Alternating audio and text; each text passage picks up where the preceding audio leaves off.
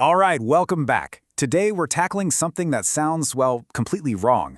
But what if I told you it's maybe the single most powerful key to success you'll ever find? We're talking about how to get literally anything you want by lying to yourself.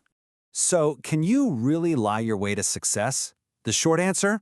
Absolutely, yes. In fact, this whole idea hinges on the fact that starting with what feels like a lie, that's not just a way, it's the way to create a brand new reality for yourself.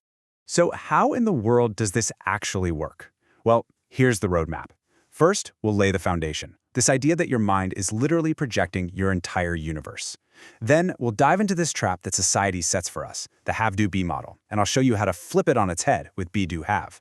After that, we get to the juicy part, how these lies are actually the key to starting the engine. And we'll wrap it all up with a step-by-step blueprint you can use to build your new identity.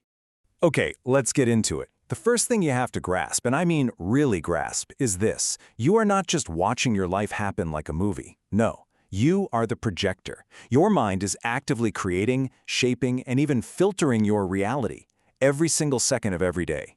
And to really get this, you have to understand a crucial difference. Think of your brain as the hardware, right? It's the physical machine. It's biological, it processes data from the past, it reacts to stuff. But your mind, your mind is the software. It's not physical. It's where you imagine the future, where your beliefs live. It's not stuck in the past like your brain is. Your mind is what actually projects and creates what's next. And look, this is not some new age, feel-good idea. We're talking ancient wisdom here. Texts like the Kabbalians said it thousands of years ago. The all is mind. The universe is mental.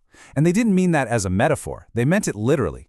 Whatever you hold in your mind, whatever you truly believe, that becomes the blueprint for your physical world. Your thoughts aren't just private little things, they are commands. And you know what? Modern science totally backs this up. I mean, think about confirmation bias. Your brain actively seeks out evidence for what you already believe and throws everything else out. Or the self-fulfilling prophecy, where your expectations literally cause you to act in ways that make them come true. And then there's your reticular activating system, the RAS. It's like a bouncer for your brain. You tell it what's important, and it only lets that information in. Ever decide you want a specific car and suddenly you see it everywhere? That's your RAS. Even quantum physics shows us with the observer effect that the simple act of looking at something changes it on a physical level. The takeaway here is huge. You're not just a passenger. You're the one at the controls. So, if our minds are these supercomputers of creation, why do so many of us feel so stuck? Well, the answer lies in this really flawed formula that we've all been conditioned to believe is the only way. And here it is. The trap. Society teaches us this sequence. First, you have to have the stuff, right? The money, the degree, the time, the right connections. Then, once you have all that, you can finally do the things you want to do. And only after all that can you become that person, successful, happy, whatever. It sounds so logical on the surface, doesn't it? But really, it's just a recipe for sitting around and waiting forever. This have-do-be way of thinking is basically a self-locking cage.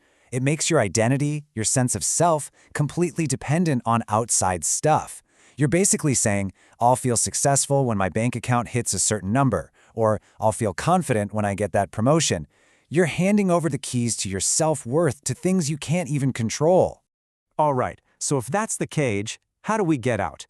Here's the good news. It's not about trying harder or working more. It's about taking that entire formula and flipping it completely upside down. This right here, this is the whole game. The real sequence, the way creation actually works is be-do-have. You have to start by being the person you want to be. You embody that identity in your mind first. From that state of being, you'll naturally do what that kind of person does. And as an inevitable result, you will have the things that person has. You see? Your identity is the cause, it is not the result. And when you make this shift, oh man, everything changes. Your identity is like the source code of your reality. You change that code, and the whole program runs differently. Taking action doesn't feel like a grind anymore, it's just natural. You stop chasing things and you start attracting them because you're already on that wavelength. You literally collapse time. You're not waiting for the future you decide to be them right now. Okay, this all sounds amazing, right? But it brings up a very, very important question. How do you be something you aren't? How can you be wealthy when you look at your bank account and it's not? Well, this is where it gets fun. This is where the lie comes in. So we need to change how we think about the word lie. Forget the moral judgment for a second. For what we're talking about here, a lie is just a statement that doesn't have enough evidence. Yet, it's an unconfirmed truth. Think about it. Every scientific breakthrough started as a lie, an unproven hypothesis, until someone gathered enough proof to make it true. That's what we're doing here. Because here's the secret. Truth isn't something you find. It's something you build. That truth you have about yourself right now, I'm not a morning person, I'm awkward in conversations. That's not some fundamental law of the universe. It's just a story you've told yourself over and over, collecting little bits of evidence along the way. And if you built that truth, guess what? You can build a new one. Okay, so how do we actually do this? Let's get down to brass tacks. This is the blueprint. This is your practical guide to building a new identity from scratch. It's a 4-step process. Step 1 is the lie. You plant the seed. You just state it. I am a wealthy entrepreneur. It's going to feel fake. It's supposed to. Step 2, you move into delusional belief. This is where you act as if it's already 100% true. You make decisions a wealthy entrepreneur would make. You carry yourself differently. Step 3 is real belief. This is where you start to gather little bits of evidence. A new client signs on, you have a great idea, someone compliments your work. You actively look for these proofs. And finally, step 4 is when you just are. It's not a lie anymore. It's not even a belief. It has become your reality. It's just who you are. You have to think of this as a kind of identity warfare. Seriously, you have to actively starve the old you. That means you stop telling those old, limiting stories about yourself. You just stop. At the same time, you have to obsessively feed the new you. Talk like that person, think like them, and, this is huge, feel the emotions of being them right now. What does success feel like in your chest? Feel it now.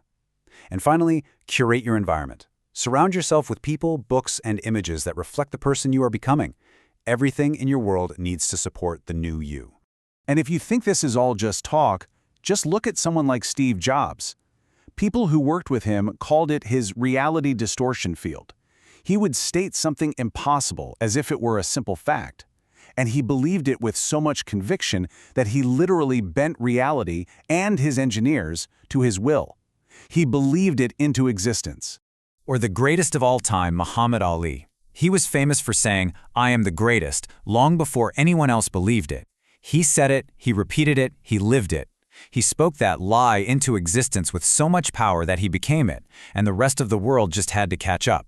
His victory didn't create his identity created his victory. So when you boil it all down, this whole massive, life-changing shift, it doesn't start with a complicated plan, it doesn't start with permission, it starts with just one thing. One single, powerful decision to stop rehearsing your past and start living from your future. The decision that says, this is who I am, starting now.